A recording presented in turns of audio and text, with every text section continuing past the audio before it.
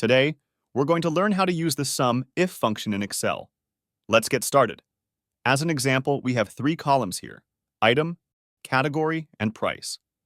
We want to calculate the total prices separately for the dairy and grocery categories. To do that, we'll use the SUMIF function. First, we click on the cell where we want to display the result. Then we type the equal sign, and right after that, we write SUMIF. Next, we select the range where the condition will be applied, in this case, the category column. Then, we enter our condition, for example, by clicking the cell that says Dairy. Finally, we select the range of cells that contain the prices we want to sum, like from D5 to D19. Once we hit Enter, the result will appear instantly. It's that simple. Now let's do the same for the grocery category. Again, we select the category range, then we click the cell that says Grocery, and finally, we choose the price range. Hit Enter again, and the result shows up immediately. Easy, right? You got it.